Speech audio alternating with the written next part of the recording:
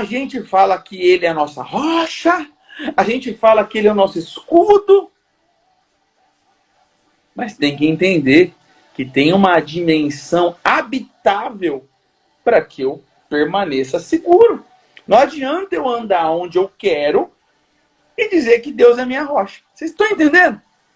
Agora, vamos entender biblicamente como permanecer nesse lugar. Primeira coisa que eu preciso que os irmãos entendam. Por favor, envie essa live para mais gente. Principalmente para os desigrejados que acham que não precisam congregar. Por favor, entendam isso.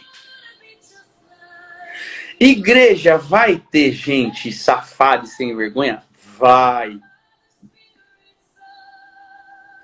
Na igreja vai ter gente que te persegue? Vai. Eu ouço gente falar assim: enquanto eu tive na igreja, eu encontrei o pior tipo de gente da face da terra que no mundo eu não encontro. Tem razão? Tem. Sabe por quê? Igreja é um hospital.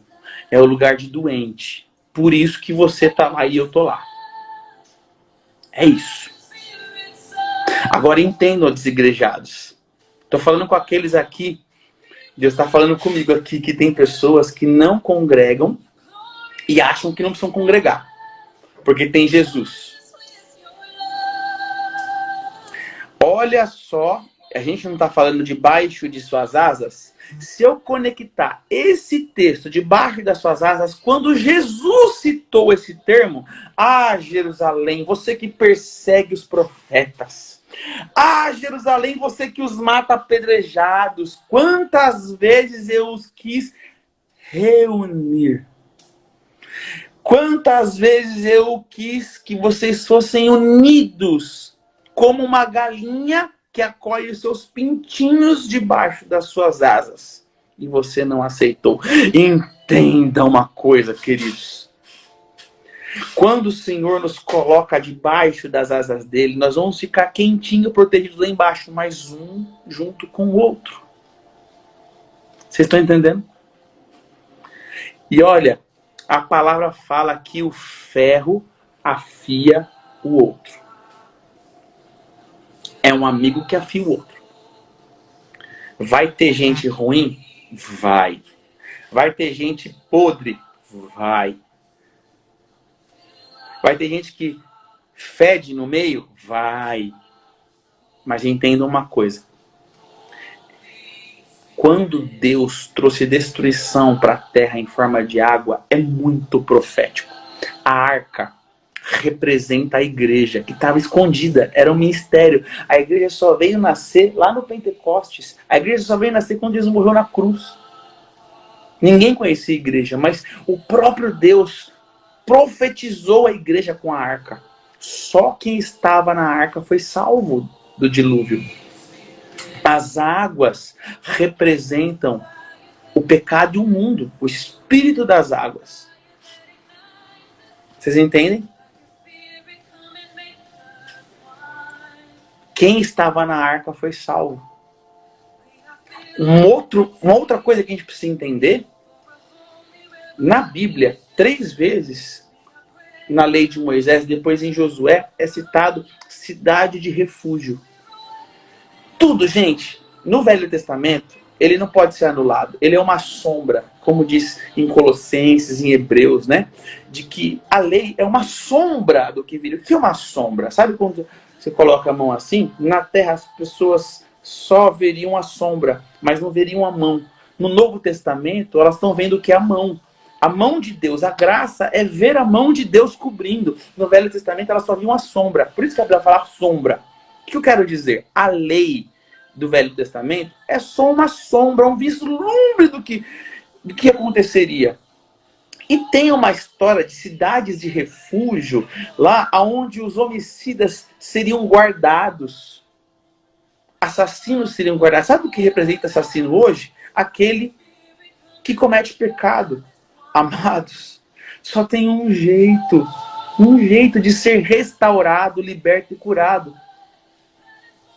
Se relacionando com o teu irmão, filho de Deus, dentro do mistério de Deus chamado igreja. Se você é daqueles, mas eu não vou na igreja porque eu desacreditei, porque tal apóstolo pecou. Tal pessoa fez tal coisa e aí acabou com a minha fé porque eu amava aquela pessoa e aí eu não acredito mais na igreja. Amados, Salmo 121. Eu olho para os montes, de onde me virá o socorro? Meu socorro vem do Senhor. Sabe por que você está desacreditado da igreja? Porque você estava imaturo dentro da igreja e olhava para homens. Dentro da igreja, há uma alegoria que o próprio Espírito deu, né? Uma metáfora, que é um corpo. O cabeça é Cristo, o resto é corpo. Eu sou corpo, você é corpo. Somos membros de um corpo. A gente tem que olhar para a cabeça, que nunca errou e nunca vai errar. Agora, se eu olhar para um apóstolo, para um bispo, para um pastor, eles erraram, e eu desacreditar de tudo, e não quiser mais congregar, essa ferida vai te matar. E eu preciso que você entenda isso. Aí, Wesley, você está querendo dizer então que a única forma de permanecer debaixo das asas do Senhor estando na igreja? Não confunda uma coisa com a outra. Eu estou dizendo o seguinte: as asas do Senhor, a proteção do Senhor é para todos, mas tem um jeito de permanecer lá. E o jeito que o Senhor estabeleceu é relacionamento e unidade. E mesmo estando, agora entenda, mesmo estando dentro da igreja e dividido, se você não perdoa o teu irmão, se você não conversa com o teu irmão, se você não alinha com o teu irmão, deixa eu dizer uma coisa para vocês. Tem um orgulho tão fedido aí, porque dentro da igreja mesmo, queridos, vão ter pessoas. Deixa eu só arrumar um negócio aqui, queridos.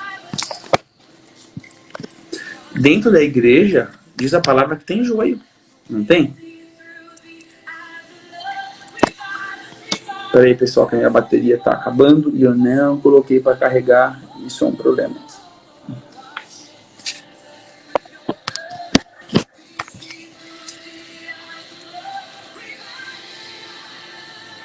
Espera só um pouquinho, gente.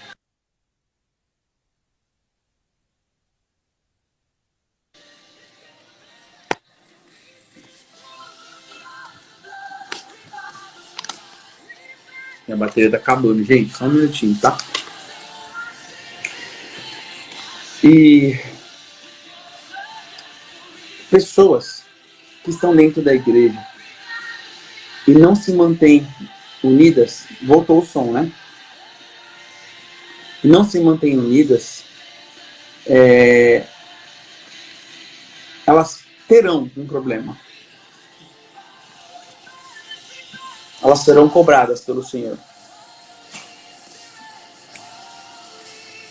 A oração que Jesus fez lá em João 17, ele citou umas 7 vezes pedindo ao Pai: Pai, torna-os unidos como eu sou com o Senhor. A vontade do Senhor é que nós sejamos unidos. Aí eu vou fazer uma pergunta para vocês agora, gente. Wesley, como que eu vou ficar unido com fulano? Você tem noção do que fulano faz? Você tem noção do que fulano falou de mim? Você tem noção do que fulano tem feito? Como que eu vou ser unido com essa pessoa? Tem a possibilidade de eu ser unido com essa pessoa?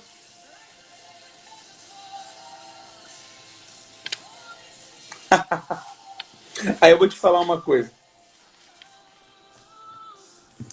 Judas, ele... Eita, Jesus, ajuda aqui. Ele não quer carregar, gente. Aí se não carrega, não dá certo, né? Espera só um pouquinho.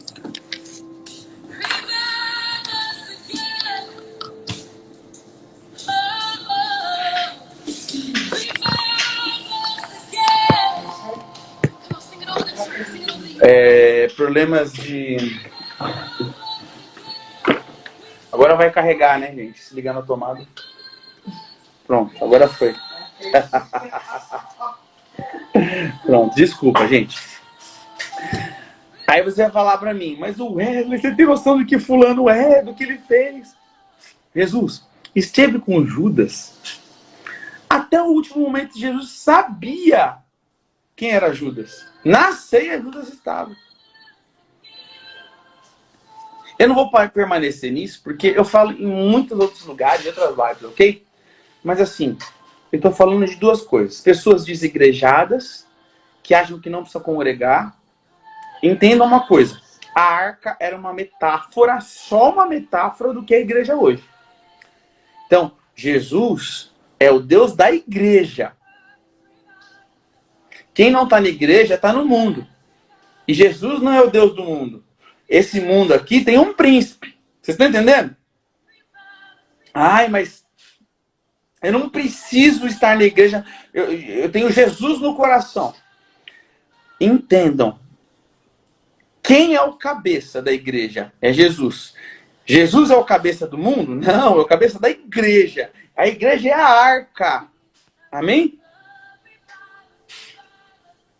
Por que você precisa estar na igreja? Né?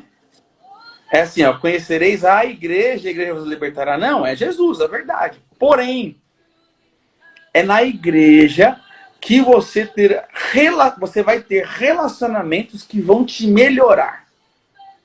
Mas como eu vou melhorar sendo perseguido? É na perseguição, é no aperto que a oliva extrai o melhor dela, né?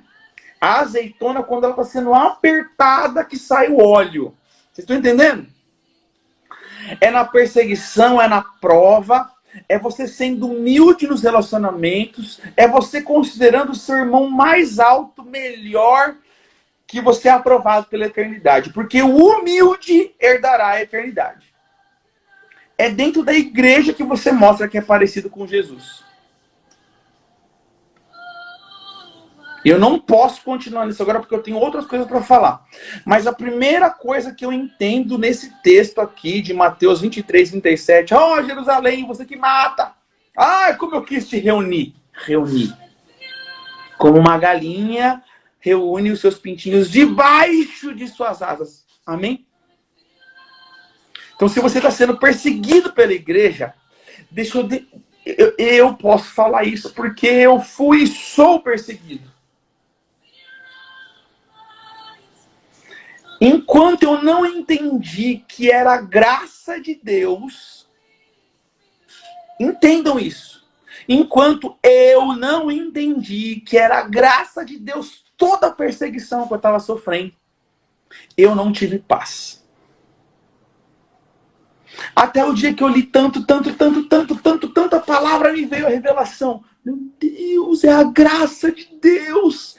Eu estaria morto, inoperante, improdutivo e cego se eu não entendesse. Deus permitiu algo terrível acontecer comigo dentro da casa dele. Deus permitiu. E eu comecei a me cobrar as pessoas, espírito de vingança, aquela cegueira, aquele ódio, aquela raiva, até o dia que o Senhor me provou com a sua doce voz, que era a graça dele. As porradas que a gente leva, queridos, debaixo das asas dele mesmo. Sabe para que é? É para mostrar a nojeira que está dentro de nós. Chamado orgulho. Eu preciso entender. Vocês estão entendendo? Porrada não é para te matar. É para deixar o teu lombo mais forte. Se você está vivendo uma perseguição muito grande, pessoas estão falando mal de você, pessoas estão te perseguindo, entendam como graça. Para de olhar para o apóstolo que pecou, para o pastor que peca, Ah, eu não quero nunca estar naquele lugar por causa daquela pessoa. Queridos, você nunca vai congregar, estar numa igreja por causa de pessoas, porque a igreja é de Cristo.